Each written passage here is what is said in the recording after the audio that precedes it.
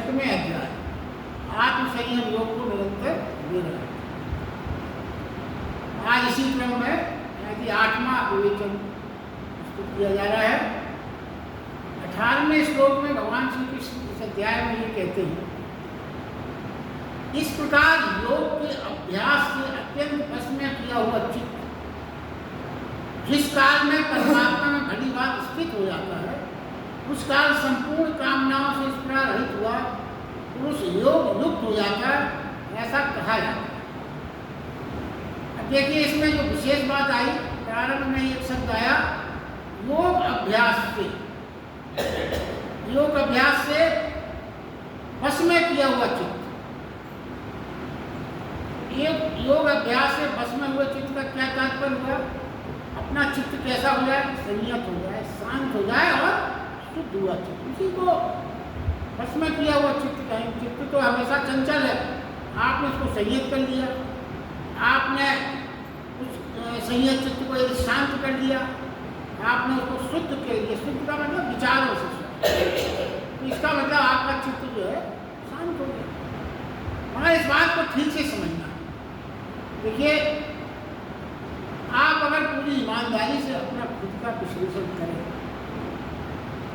तो क्या है, आप अपने जीवन को आप देखें तो हम वास्तव में जो कुछ भी कर रहे हैं, संसार में उलझाव में हम क्या क्या नहीं कर रहे। हर व्यक्ति कुछ ना कुछ ऐसे काम कर रहा है कि संसार के उलझाव में वो फंसता चला।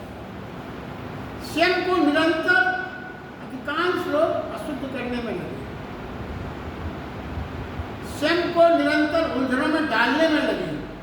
ना भी कहीं उलझन हो रही हो, ऐसे ऐसे काम करेंगे कि तरह तरह की संसार की उलझनें आपको अपने आप में दूषित कर।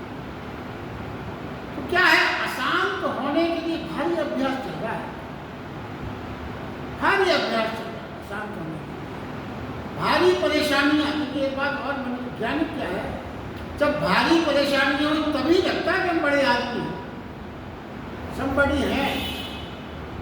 जब तक बड़ी बड़ी परेशानियां ना आए, हम बड़े आदमी नहीं कहलाएंगे। ये मनोवैज्ञानिक बात आजकल जमाने में स्थापित हो गई।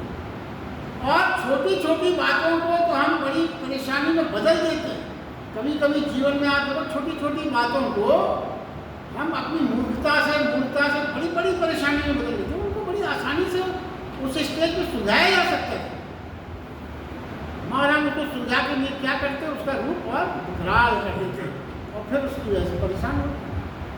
और ये सब बातें क्या है, ये सब बातें आश्चर्यजनक बात है कि सब बातें हमें तृप्ति देती हैं। जब कोई इस तरह की बात हम कर जाते हैं तो बड़ा लगता है कि हम कुछ भयंकर तृप्त होता है, बड़ा विचित्र आदमी का स्वभाव है। देखिए, एक छोटी सी कहानी इसी संदर्भ में सुनते, मतलब बड़ा परेशान है आदमी, उसको कुछ ना कुछ चाहिए। एक युवा लड़का था, स्टूडेंट कॉलेज का। अब उसके पिताजी छोटे शहर में थे, बाहर बैठे थे, कहीं दूर दूर के बैठे रहते, और उसकी पिताजी से हमेशा ही खटपट बनी रहती, हमेशा। उनके परिवार के गुरु जी थे, सदगुरु कहते जी, जो उनसे जुड़े थे, उन्होंने उस लड़के को बुलाया कि भाई तुम ऐसा क्यों कर रहे हो, पिताजी हैं, उनकी बात को समझाओ। उनसे ठीक से, अरे बोले साहब, पिताजी को पसंद करना बड़ा ही कठिन है। क्यों भाई, क्यों कठिन है? बोले साहब देखिए, अब आपको बताएं, पिताजी जब अपने 4 मित्रों के साथ बाहर बैठे रहते हैं, मैं एक बार निकला तो मैंने बढ़िया कपड़े, नए कपड़े पहन के निकला, तो मेरे पिताजी ने फौरन क्या कहा, देखो कितना नवाबों की तरह पैसे लुटा रहा है, तो खुद कमाएगा जब पहने ऐसे कपड़े, बाप की कमाई है फोकट में उड़ा रहा। दूसरे दिन मैंने सोचा, पिताजी लगता है कि ज़्यादा अच्छे और उसी कपड़ों से थोड़ा रुष्ट हो जाता है। बोले मैंने उस दिन थोड़े से पुराने, थोड़े से कुछ थोड़ा फटे वटे से कपड़े थे, वो पहन के गया। पिताजी ने जैसे देखा तो बोले देखो, नाक कटवा रहा है पूरी समय, जहाँ जाएगा सब लोग कहेंगे फलाने का लड़का कितना दलित है, फटे कपड़े पहन के घूम रहा है, गंदे कपड़े पहन के घूम रहा है। बोले साहब मैं करूँ तो करूँ, उन्हें तो टोकना ही है, पसंद होने नहीं। गुरु जी मुस्कुरा के बोलेगा बेटा 2 चीज़ें तो करनी दिगंबर हो गए मेरे सामने। तो बोला अगर ऐसा करेंगे तो गले काट देंगे हमारा। मतलब कुछ कहने का मतलब ये है कि हम हमेशा कुछ ना कुछ खोजते रहते हैं जिससे कि कुछ ना कुछ उलझने प्रसन्न होने की हमें आदत ही खत्म हो गई। देखिए जिंदगी में क्या है, अगर आप देखें जिंदगी को बहुत पास है तो जिंदगी में दोनों चीज़ें मौजूद हैं। जो अभ्यासी है अशांति का, जिसे अशांति ही खोजना है, वो क्या करेगा, जैसे गुलाब के पेड़ के पास खड़ा हुआ तो गुलाब के फूल के पास खड़ा हुआ तो वो क्या कहेगा, व्यर्थ है, सब बेकार है, कांटे ही चारों। अरे एक आध छोटा सा फूल कभी खिल जाता है, कांटे ही कांटे, बिल्कुल बेकार, सब व्यर्थ। तो ये कैसा हो, अशांति का अभ्यासी हो ऐसा। और जो शांति का अभ्यासी है वो क्या कहेगा, वो कहेगा प्रभु तेरा बहुत बहुत धन्यवाद, कितने भी कांटे हो फिर भी फूल खिल ही जाता। ये दृष्टिकोण है, पेड़ वही है मगर जो अशांत है वो इसी तरह की बात है। ये जीवन की एक सच्चाई है। तो देखिए एक बात तो भगवत गीता भगवान ने डायरेक्टली कही, वो ये है कि संसार के अस्तित्व में कोई भी व्यक्ति पूर्णतः बुरा हो ऐसा नहीं हो, पूर्णतः बुरा हो, और इसी प्रकार पूर्णतः कोई भला हो ऐसा भी नहीं हो सकता। कुछ ना कुछ कमी किसी ना किसी परसेंटेज में दोनों भलाई बुराई सब में रहती है। अब देखिए आप डाकू वैसे बहुत माने जाते, डाकू बहुत गलत काम करने वाले, हमारे वो भी वचन निभाने वाले हैं, कई डाकुओं की काम ये वचन निभाते हैं। वचन निभाना तो बड़ा अच्छा गुण है उनका। बेईमान भी किसी न किसी का मित्र तो होते ही, कितना भी बेईमान हो कोई, और किसी न किसी का मित्र तो वो भी होता है। तो चोर अगर 4 चोर मिलकर चोरी करेंगे, बंटवारा करने में बड़ी ईमानदारी रखते हैं, कोई भी चीज़ है उसमें पूरी ईमानदारी से बंटे। तो एक्चुअली क्या है, सही बात यह है कि ये आपके अभ्यास पर है कि आप क्या चुनते हैं।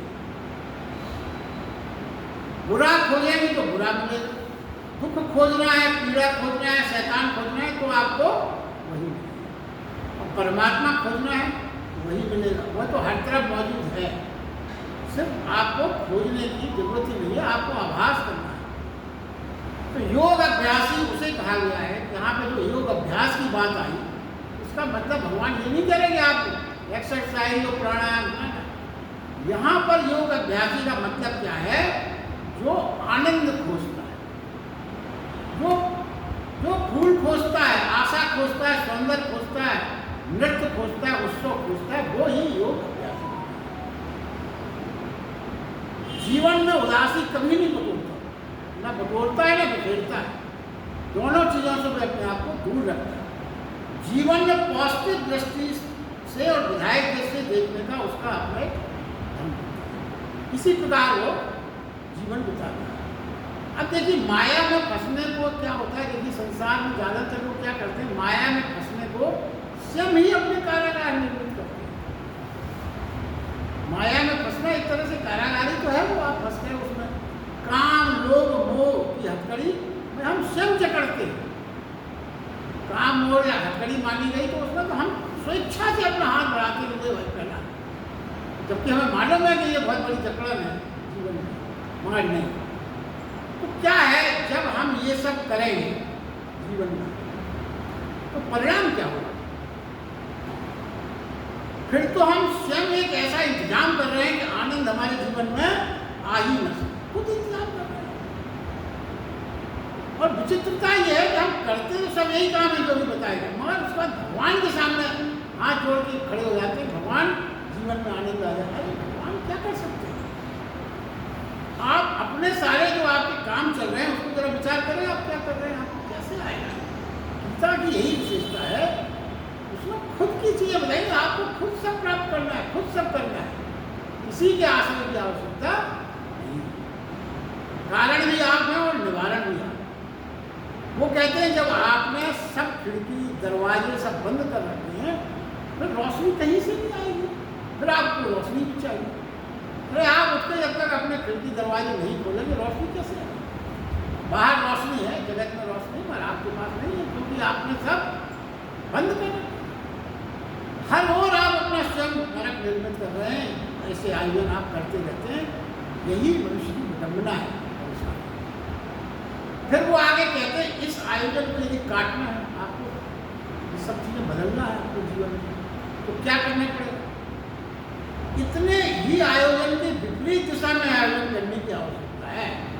जितने आयोजन आपने इस तरह के किए हैं जकड़ने के, उसके विपरीत सब आप उतने ही आयोजन करें, तभी मामला सही हो सकता है। जितना आप चले उसका रिवर्स चलना पड़ेगा, और कोई तरीका ही नहीं है। प्रक्रिया, और ये जो वापस लौटने की प्रक्रिया है, विपरीत दिशा में आयोजन करने की प्रक्रिया है, उसी प्रक्रिया वही होगी, और उसी को योग अभ्यास, यही है योग। वापस लौटने का जो कार्यक्रम बताया गया, इसी को अभ्यास है। योग अभ्यास की जरूरत बिल्कुल भी नहीं है।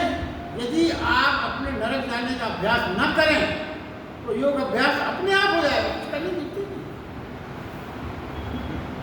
आप ही तो कर रहे हैं जो कुछ भी, वो करना बंद कर दीजिए। नरक की ओर यात्रा के लिए जो जो प्रबंधन आप खुद कर रहे हैं वो मत करिए, तो फिर अपने आप आपका योग अभ्यास होगा। यदि नरक का यात्रा का प्रबंधन किया है और ये भी सोचा है कि मुझे योग अभ्यास की जरूरत ही नहीं है, जैसा बहुत ज़्यादा सोचते हैं, तो इसका मतलब ये हुआ कि आपने नरक यात्रा का सुनिश्चित कर दिया। ना तो आपको योग अभ्यास में पढ़ना है विपरीत में, न और आप सोचते जो भी कर रहे हैं मैं सही कर रहा हूँ, तो फिर आपका कल्याण होना बड़ा कठिन है। चाहे आप कितने भी जप करें, कितनी भी माला करें, आधा 1 घंटे रोज पूजा करें, कुछ होने वाला नहीं है यदि आपने ये सब अपने आप की सोच आचरण जो भी बताएगा इसमें विपरीत काम नहीं होगा। देखिए, शुभ सत्य धर्म, शुभ सत्य और धर्म और परमात्मा, ये प्राणी का स्वभाव है, ये प्राणी की मूल स्वभाव है। ये परमात्मा तो पाया ही हुआ है, परमात्मा तो पाया हुआ है। हमने क्या किया? परमात्मा को खोने के जो जो उपाय हमने किए हैं, परमात्मा को खोने के, उन्हें काटने का अभ्यास करना होगा। हमने ही परमात्मा को खोने के अभ्यास किए हैं, जो जो तमाम चीज़ों में उलझे पर, उनको खोने का उपाय करना पड़ेगा। उन सब चीज़ों को, तो परमात्मा को खोने में आपने जो जो किए थे उनको काटने का अभ्यास करना होगा, और उसी का नाम योग अभ्यास।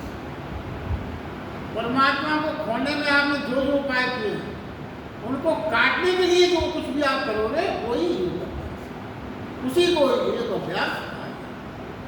अब देखिए एक बात और जो बहुत विशेष गीता में आई है, विपरीतताओं से हम हमेशा बड़ा है। कोई भी विपरीत चीज आती है उससे हम बहुत चिंतित हो जाते हैं, ये क्या घटित हो रहा है जीवन में। वो कहते हैं कि जीवन में विपरीतताओं आने से घबराना नहीं है, हम तनाव से भर जाते हैं, मगर ऐसा न करें, क्योंकि विपरीतताएं जीवन में बहुत आवश्यक है और उससे निराश होने की आवश्यकता नहीं। जैसे आप देखिए, इसी को उदाहरण से समझें, बीमार यदि कोई पड़ेगा फिर स्वस्थ होगा तभी पता चलेगा कि स्वास्थ्य। पहले आपको थोड़ी बहुत तबीयत खराब हुई, उसके बाद जब आप स्वस्थ हो गए तभी आपको पता चलेगा स्वास्थ्य क्या होती, कितनी कीमत है स्वास्थ्य। देखिए, यदि बीमारी का विरोध के बिना आप स्वास्थ्य का ठीक से जानकारी नहीं मिल सकती आपको। बीमारी का विरोध करने में, जब बीमारी का विरोध होगा तभी आपको स्वास्थ्य का स्मरण आएगा, तभी आप उसके महत्व को समझ पाओगे। और देखिए, पृथ्वी पर अगर अंधेरा ना हो तो फिर प्रकाश का कोई महत्व पता ही नहीं चलेगा। अंधेरा होता है तभी तो प्रकाश का महत्व चलता है। आप दिन ही दिन बना रहे तो प्रकाश का महत्व समाप्त हो जाए। विपरीतता जीवन में बहुत आवश्यक है। बुढ़ापा ना हो तो जवानी का पता ही नहीं चलेगा, आप हमेशा ही जवान बने रहे। जवानी का पता कब चलता है, कब याद आती है, जब आदमी बुढ़ापे की ओर बढ़ता है। विपरीतता आवश्यक है जीवन में, तभी हम उसका महत्व समझ पाते हैं जो हमारे जीवन में घटित हो। देखिए, घृणा ना हो तो प्रेम का पता नहीं चलेगा। सब जगह प्रेम ही प्रेम हो जाए। अब स्वर्ग में क्यों अच्छे खासे जो आप अगर कई दृष्टांत पढ़िए तो बहुत बड़े संत में स्वर्ग जाने मना करते हैं, बोर हो जाएगा। वहाँ कोई घृणा कोई दुख है ही नहीं, सुखी सुख है। खाने में जब तक थोड़ी मिर्ची और चटनी ना हो क्या स्वाद है, जरूरी है। देखिए, यहाँ तक है यदि अगर मौत ना हो तो जिंदगी तो होगी मगर उसका पता नहीं। यही समझाने के लिए इतना क्या अगर मौत ना हो, मृत्यु ना हो, तो जिंदगी तो होगी मगर पता नहीं चलेगा। जिंदगी का महत्व इसलिए है कि मृत्यु के बारे में कल्पना नहीं जा सकती।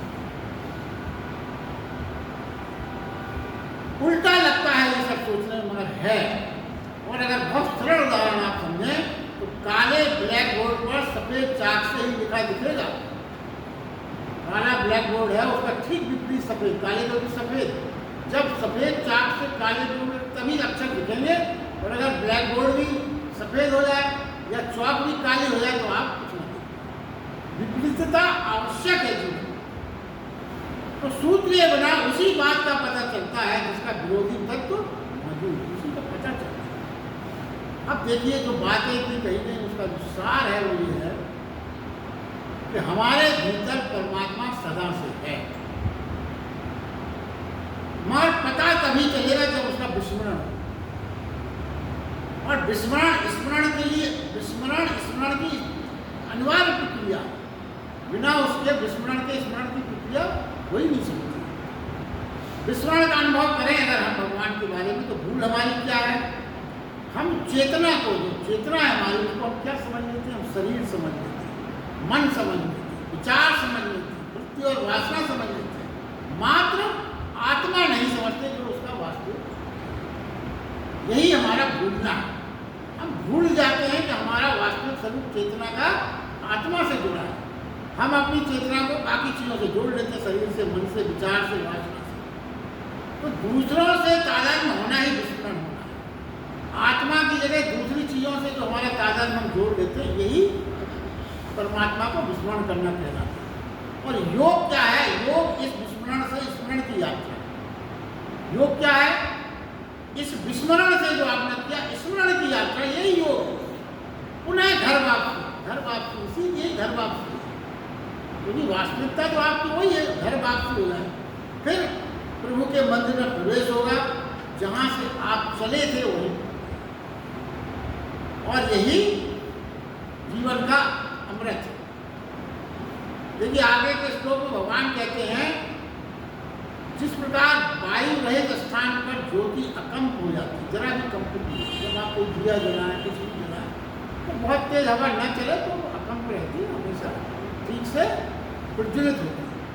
वैसे ही ध्यान में लगे हुए योगी के चित्त के बारे में कहा, जैसे वायु तेज चले, वायु स्थिर और तेज में दौड़े, तो जो योग में ध्यान में जो आदमी बैठा है, अगर उसका चित्त उसी तरह से बहेगा, चलेगा इधर उधर, तो वो चित्त के बारे में यही कहा गया कि फिर ध्यान नहीं लग पाएगा। यदि आपका चित्त स्थिर हुआ, वायु की जगह यहाँ ध्यान में चित्त को समझे, यही उपमा दी। तो क्या है, यदि कहीं भी चित्त जाएगा, ध्यान करते समय आपका चित्त कहीं भी जाएगा, तो क्या होगा?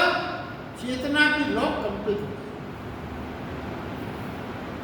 आपकी जो ध्यान की चेतना है वो कंपित हो जाएगी अगर आपका इधर उधर चित्त गया ध्यान करने से।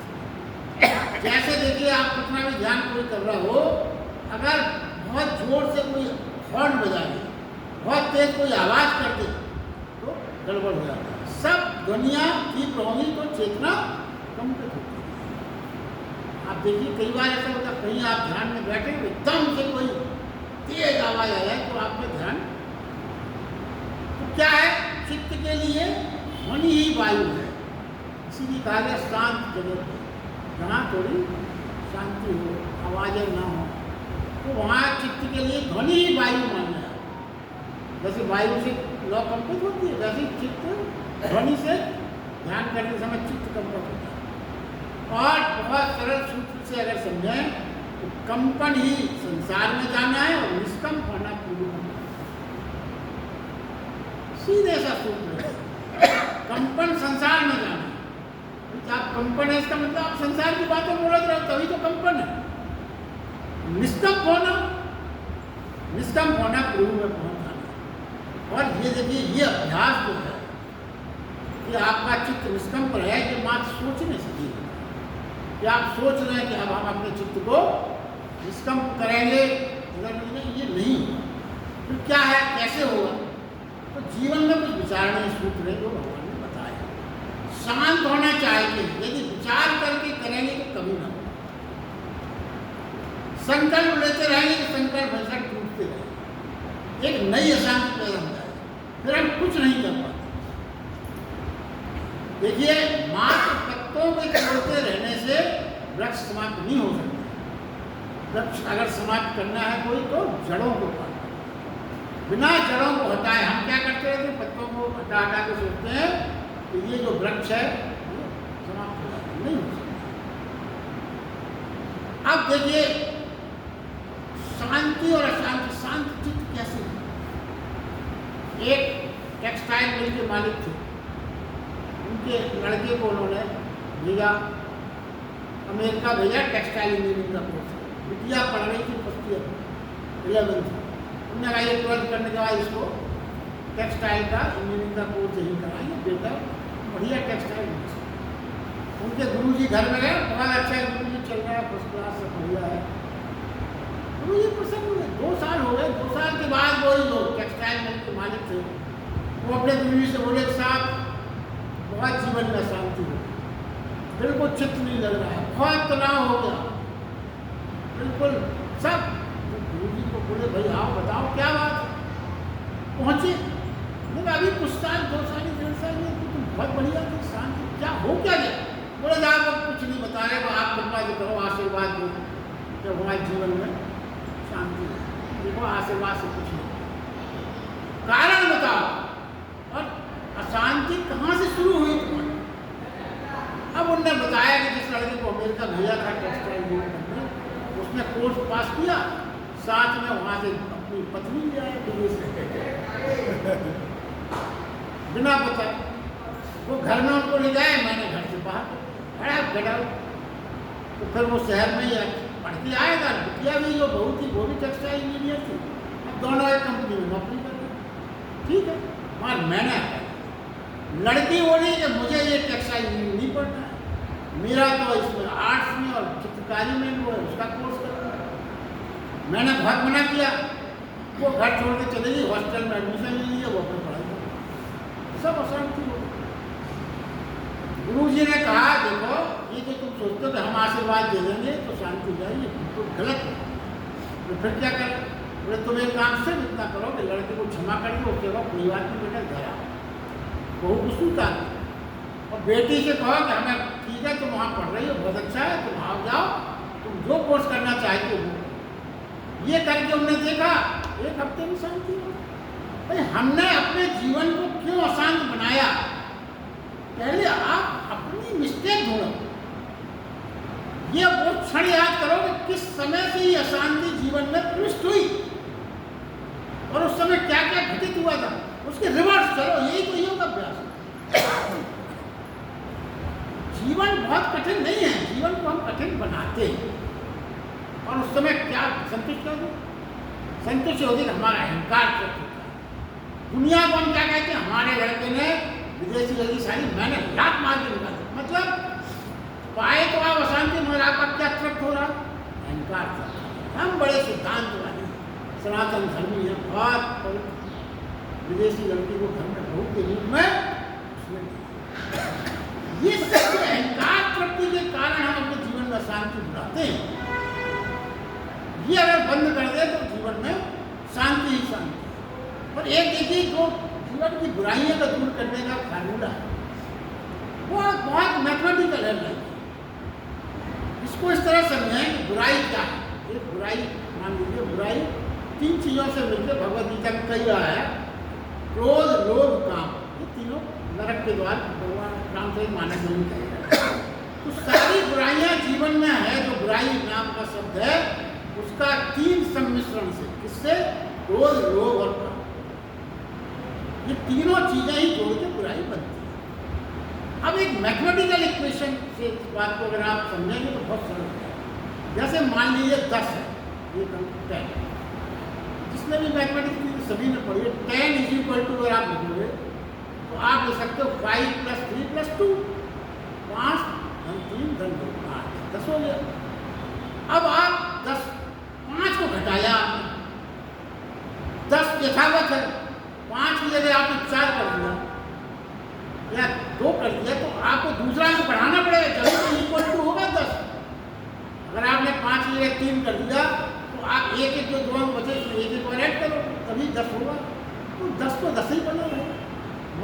ये समझा रहे हैं कि यदि आपने ये सोचा कि हम क्रोध कम कर देंगे तो बुराई खत्म हो जाएगी, ना हो, क्योंकि काम, लोभ और काम बढ़ जाएगा। जैसे अगर आपको और अगर समझें तो क्या कहा गया था, सतोगुण तमोगुण रजोगुण की परसेंटेज अगर 10 है तो किसी में कोई 10 होगा, 80 होगा, कोई इस तरह से सब मिला के, तीनों मिला के 100। तो गुणातीत में आपके प्लस माइनस होते रहेंगे, कभी सतगुण बढ़ जाएगा। अरे इवन एक आदमी में ही बढ़ जाता है, सूरज पूजा करता है सतोगुण बढ़ा रहता है, दुकान पे बैठता है रजोगुण बढ़ जाता है, और शाम को आराम करता है तो तमोगुण बढ़ जाता है। तीनों गुण एक ही आदमी में दिन भर में ही घटते बढ़ते रहते। उस साधु और उनकी बात छोड़ दो जो सतोगुण में ही है 24 घंटे नहीं, उन्हें भी कभी कभी तमोगुण रजोगुण करना ही पड़ता है। संसार गतिविधियाँ करोगे रजोगुण, मगर भगवान ने ये कहा था रजो गुणातीत आप तब होगे जब तीनों गुणों से पार हो जाओ, मतलब आपकी तीनों गुण जो है जीरो करना पड़ेगा। इसी प्रकार ये कहा गया बुराई जब ही समाप्त होगी जब आप जो है क्रोध, लोभ और काम तीनों को संयुक्त रूप से हटाओगे। एक एक को घटाने बढ़ाने से कुछ होने लगेगा। ये चीज जो समझ में आती है ना, कुछ लोग क्या भाई अब तो हमारी उम्र हो गई, काम वासना से कम मुक्त है। अरे काम वासना से मुक्त है तो बुराई खत्म हो जाना चाहिए, नहीं होती खत्म। क्यों नहीं होती खत्म? कि जैसे आपकी उम्र तो बढ़ गई, बुजुर्ग हो गए तो लोभ बढ़ गया, क्रोध बढ़ गया, वो परसेंटेज तो वही रही बुराई। या कुछ हो गया हमें कोई मतलब नहीं किसी चीज से, हमने सब छोड़ दिया, कोई धन दौलत कोई मतलब नहीं, तो क्या हो गया? फिर भी आपको कोई ना कोई गुण तो तब तीनों से आपको पार पाना पड़ेगा। देखिए यही जो है मुख्य बात है। फिर समझना क्या है, जड़ कहाँ है? क्रोध, लोभ, काम को तीनों को काटना पड़ेगा। और इन तीनों के काटने में क्या प्रक्रिया है जो बताई गई है, तीनों की जड़ क्या है? ये तो पत्ते मालूम हुआ, जड़ क्या है? जड़ मन, जड़ है मन। क्रोध जड़ नहीं है, लोभ और काम भी जड़ नहीं है, मन है जड़। मन को बदलना पड़ेगा, क्योंकि सारे ये जितने भी अवगुण हैं सब मन की असंयत गतिविधि के कारण ही जन्मते हैं।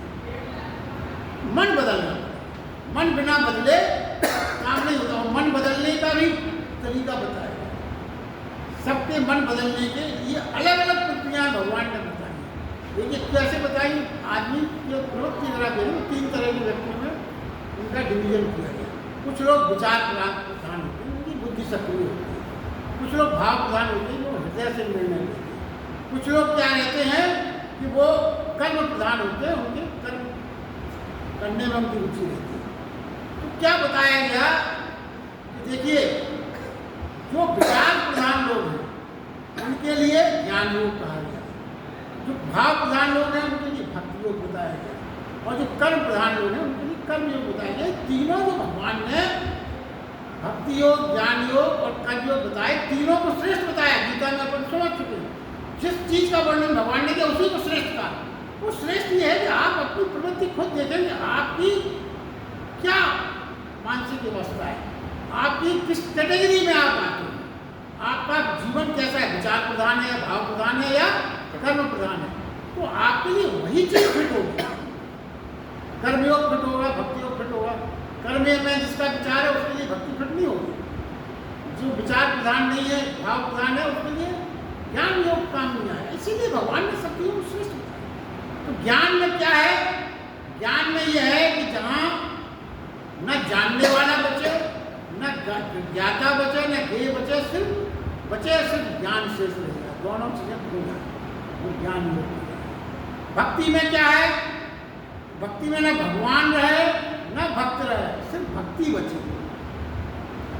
देखिए मीरा जो है मगन होकर नाच रही है, तो ना तो उस समय वो मीरा बची है न भगवान बचे, सिर्फ भक्ति योग, मौज बस भक्ति योग। ऐसे ही भाव में भक्ति योग बनता है। सिर्फ मीरा का आप देखो, सिर्फ नृत्य बचा, भक्ति बची, भक्ति योग में बाकी सब हो। और जो कर्म योग में है तो जो काम जो है, काम का ऑब्जेक्ट वह नहीं, सिर्फ कर्म रात में कर्म शेष रहे। तो इस तरह की जो बात है, ज्ञान रह जाए केवल, भक्ति भाव रह जाए केवल और कर्म का भाव रह जाए, तो दोनों छोर से मिटने से जो मध्य में खड़ा हो जाता है उसकी ही जो है कंपन पूरा हो जाता है, उसका ही निस्तंभ जीवन हो जाता है। चलिए आज के लिए बस इतना ही।